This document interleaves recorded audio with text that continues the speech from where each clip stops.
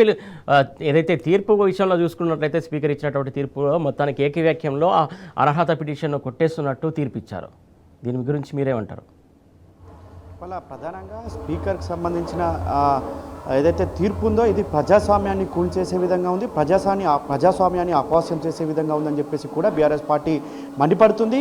ఇవాళ ఏదైతే సుప్రీంకోర్టును సైతం ఇవాళ సుప్రీంకోర్టును అత్యున్నత న్యాయస్థానం సుప్రీంకోర్టు మరోపక్క రాజ్యాంగాన్ని కూడా అపహాస్యం చేసే విధంగా ఇవాళ స్పీకర్ తీర్పు వెలువరించారని చెప్పేసి కూడా బీఆర్ఎస్ వర్కింగ్ ప్రెసిడెంట్ కేటీఆర్ మండిపడుతున్నారు. రాజ్యాంగాన్ని చేతపట్టుకొని గొప్పలు చెప్పే రాహుల్ గాంధీకి వాళ్ళ ఎందుకు తెలంగాణ రాష్ట్రంలో ఈ పార్టీ ఫిరాయింపు ఎంపీలకు సంబంధించి రాజ్యాంగం వర్తించట్లేదని చెప్పేసి కూడా ఆగ్రహం వ్యక్తం చేశారు. మరోపక్క ఏదైతే 5 మంది ఎమ్మెల్యేలకు సంబంధించి అంటే ఇవాళ తుది తీర్పు వెలువరించారు.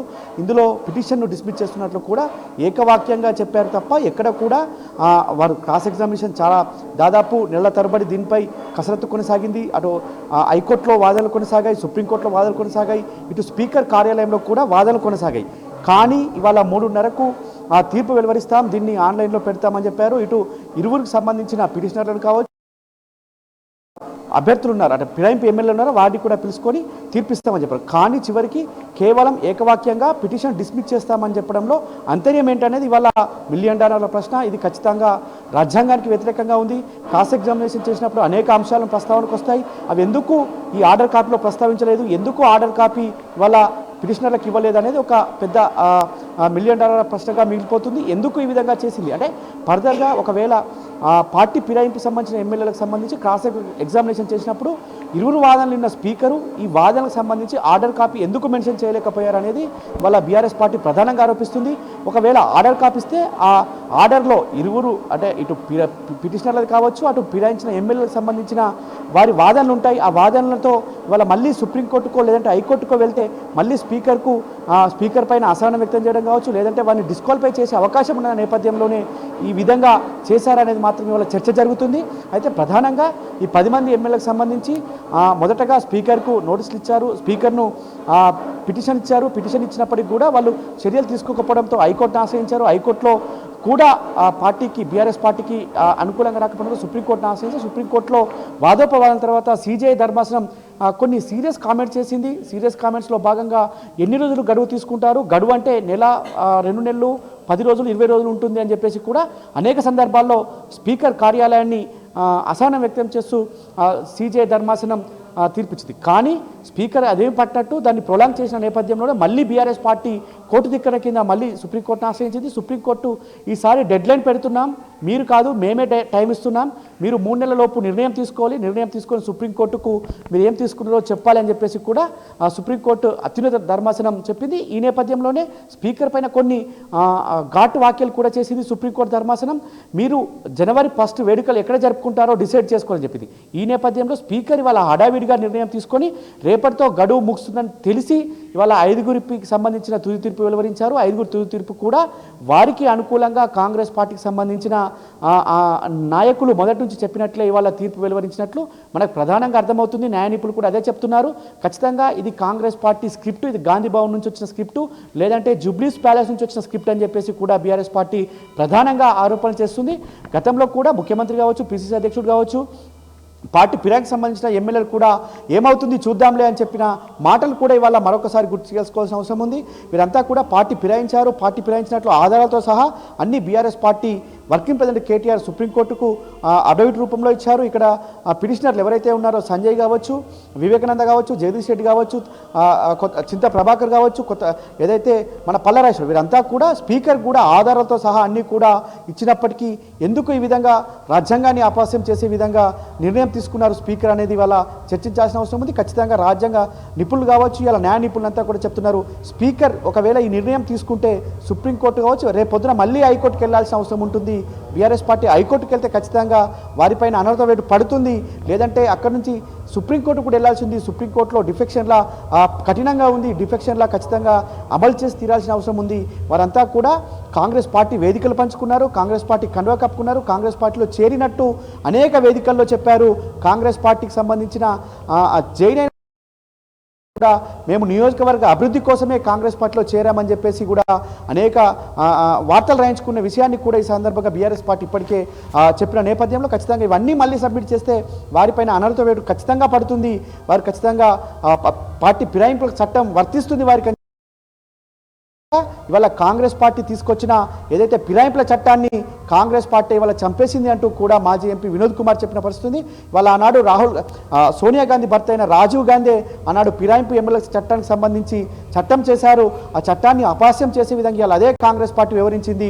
ఇవాళ కాంగ్రెస్ పార్టీ వివరించిన తీరు రాజ్యాంగానికి గొడ్డలు పెట్టేలాగుంది, వాళ్ళ రాజ్యాంగాన్ని ధిక్కరించేలాగుంది. స్పీకర్ ఈ విధంగా తీసుకోవడం దుర్మార్గమైన చర్యగానే అభివర్ణిస్తున్నారు ఇవాళ న్యాయ నిపుణులు కావచ్చు, మిగతా రాజకీయ పార్టీల నేతలంతా. కానీ ఇవాళ ఎందుకు స్పీకర్ ఇన్ని రోజులు జాప్యం చేసి అడవిడిగా ఇలా నిర్ణయం తీసుకోవాల్సి వచ్చింది? ఈ నిర్ణయం వెనుక అంతర్యం ఏంటి అంటే ఖచ్చితంగా రేపు సుప్రీంకోర్టు మళ్ళీ మొట్టికాయలేస్తుంది. ఒకవేళ మొట్టికాయలేయడమే కాదు, సుప్రీంకోర్టే డైరెక్ట్గా ఇన్వాల్వ్మెంట్ అయ్యి వారిపైన డిఫెక్షన్లా అప్లై చేసి డిస్క్వాలిఫై చేస్తే అసలు కేసులు వస్తుందని చెప్పేసి కూడా ఈ విధంగా అడావిడి నిర్ణయం తీసుకొని వాళ్ళ కేవలం ఒకే సెంటెన్స్లో వారంతా కూడా బీఆర్ఎస్ పార్టీలోనే కొనసాగుతున్నారు, బీఆర్ఎస్ పార్టీలోనే ఉన్నారు కనుక ఈ పిటిషన్ డిస్మిస్ చేస్తున్నామని చెప్పి స్పీకర్ చెప్పిన మాటలు రాజ్యాంగాన్ని అపహాస్యం చేసే విధంగా ఉన్నాయని చెప్పేసి కూడా పలువురు రాజకీయ నిపుణులు చెప్తున్నారు. ప్రధానంగా బీఆర్ఎస్ వర్క్ మీద కేటీఆర్ కూడా ఇదే చెప్తారు. రాహుల్ గాంధీ కళ్ళుండి చూస్తున్నావా అని చెప్పేసి కూడా హెచ్చరించారు. రాజ్యాంగాన్ని చేత పట్టుకొని వాళ్ళ దేశవ్యాప్తంగా పర్యటన చేస్తున్న రాహుల్ గాంధీకి ఎందుకు ఇక్కడ తెలంగాణలో జరుగుతున్న రాజ్యాంగ కూని కనిపించట్లేదు, ఎందుకు ఇలా రాజ్యాంగ ప్రజాస్వామ్యాన్ని కూని చేస్తుంటే రాహుల్ గాంధీకి పట్టట్లేదు అంటూ కూడా ఘాటు వ్యాఖ్యలు చేశారు. ఇప్పటికైనా వాళ్ళ జుబ్లీస్ ప్యాలెన్స్ వచ్చే రాజ్యాంగాన్ని చదవకు, కేవలం అంబేద్కర్ డాక్టర్ బాబాసాహెబ్ అంబేద్కర్ రచించిన రాజ్యాంగం ప్రకారం మెదులుకోవాలి కాంగ్రెస్ పార్టీ అని చెప్పేసి కూడా ఇవాళ కేటీఆర్ ఒక ఘాటు వ్యాఖ్యలు చేశారు. ఖచ్చితంగా ఇవాళ డిఫెక్షన్లా అప్లై అవుతుంది. ఇవాళ ఏదైతే స్పీకర్ నిర్ణయం తీసుకున్నా రేపు ఖచ్చితంగా హైకోర్టుకి వెళ్తాం, హైకోర్టు నుంచి నేరుగా ఒక హైకోర్టులో కూడా పాజిటివ్ రాకపోతే సుప్రీంకోర్టుకి వెళ్తామని చెప్పేసి కూడా బీఆర్ఎస్ పార్టీ చెప్తుంది. ఇవాళ గతంలో కూడా అనేక సందర్భాల్లో సీజేఐ ధర్మాసనం ఇతర జడ్జిమెంట్లను కూడా ప్రస్తావించింది. మహారాష్ట్ర ఉదంతాన్ని కావచ్చు, అదేవిధంగా మొన్నటికి మొన్న టీఎంసీకి సంబంధించిన బీజేపీ పార్టీలో గెలిచారు. బీజేపీ పార్టీలో గెలిచి టీఎంసీ పార్టీలో చేరాక ఆయనకు పిఎస్సి చైర్మన్ ఇచ్చారు ముకుల్ రాయ్ని స్పీకర్ ఇదే విధంగా డిస్క్వాలిఫై చేయకపోతే వాళ్ళు హైకోర్టును ఆశ్రయిస్తే హైకోర్టులో ముకుల్ రాయ్ని డిస్క్వాలిఫై చేసినట్లు జడ్జిమెంట్ వచ్చింది. ఆ జడ్జిమెంట్ కూడా ఇక్కడ అప్లై అవుతుందని చెప్పేసి కూడా న్యాయ నిపుణులు చెప్తున్నారు. ఖచ్చితంగా భవిష్యత్తులో ఈ డిస్క్వాలిఫికేషన్ సంబంధించి ఒక ప్రత్యేకమైన చట్టం తేవాలి. స్పీకర్కు విచక్షణ అధికారాలు ఉన్నాయి, కానీ రాజ్యాంగానికి లోబడే ఉండాలి. రాజ్యాంగానికి లోబడే వాళ్ళ ఆయన తీర్పులు ఇవ్వాల్సి ఉంటుంది. ట్రిబ్యునల్ ప్రకారం ఖచ్చితంగా సుప్రీం లోబడి ఆయన పనిచేయాల్సిన అవసరం ఉంటుంది. సుప్రీంకోర్టు సీజేఐ ధర్మాసనం ఇచ్చిన తీర్పును యథావిధిగా అమలు చేయాల్సిన అవసరం స్పీకర్కు ఉంది. గతంలో కూడా అనేక ఉదంతాలున్నాయి, ఆ ఉదంతాలను అనుసరించే ముందుకు పోవాల్సిన అవసరం ఉందని చెప్పేసి కూడా వాళ్ళ న్యాయ నిపుణులు చెప్తున్నారు. ఖచ్చితంగా దీనిపై భవిష్యత్తులో న్యాయ పోరాటం ఉంటుంది.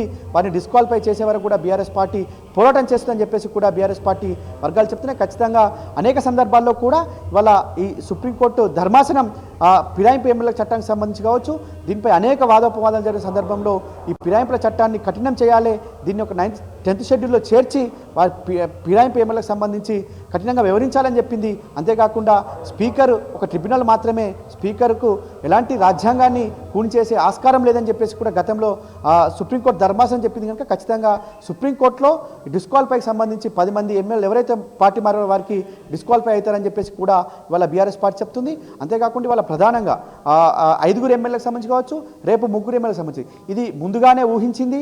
గత కొద్ది రోజులుగా దీన్ని పెండింగ్ పెడుతూ వస్తుందంటే ఇది ఖచ్చితంగా ప్రజాస్వామ్యాన్ని కూల్చేసే విధంగా తీర్పు వస్తుందని చెప్పేసి కూడా బీఆర్ఎస్ పార్టీ ఊహించింది. దానికి అనుగుణంగానే భవిష్యత్ కార్యాచరణ పైన కూడా ఆలోచన చేసింది. అందుకు అనుగుణంగానే ఇప్పటికే BRS party working president KTR సైతం స్పీకర్పై కంటెంప్ట్ పిటిషన్ వేశారు. ఆ కంటెంప్ట్ పిటిషన్ కూడా ఎల్లుండి విచారణకు వచ్చే అవకాశం ఉంది. ఎల్లుండి విచారణలో వీరిపై మరింత లోతుగా విచారణ జరిగే అవకాశం ఉన్న నేపథ్యంలో ఇవాళ 5 వచ్చిన తీర్పుకు సంబంధించి కావచ్చు, రేపు వచ్చే 3 తీర్పు కావచ్చు, ఇప్పటికే కడియం శ్రీవారి, దానం నాగేందర్ సంబంధించిన విషయంలో కూడా స్పీకర్కు ఖచ్చితంగా సుప్రీంకోర్టు నుంచి మొట్టికాయలు పడతాయని చెప్పేసి కూడా ఇవాళ న్యాయ నిపుణులు చెప్తున్నారు. అందుకు అనుగుణంగా బీఆర్ఎస్ పార్టీ న్యాయస్థానాన్ని ఆశ్రయిస్తామని చెప్పేసి కూడా మరొకసారి స్పష్టం చేసింది. మొత్తానికి ఇవాళ ప్రజాస్వామ్యాన్ని కూని చేసే విధంగా, రాజ్యాంగాన్ని అవహేళన చేసే విధంగా ఇవాళ స్పీకర్ నిర్ణయం తీసుకున్నారని చెప్పేసి కూడా పలువురు రాజకీయవేత్తలు చెప్తున్న పరిస్థితి కనిపిస్తుంది. సురేష్.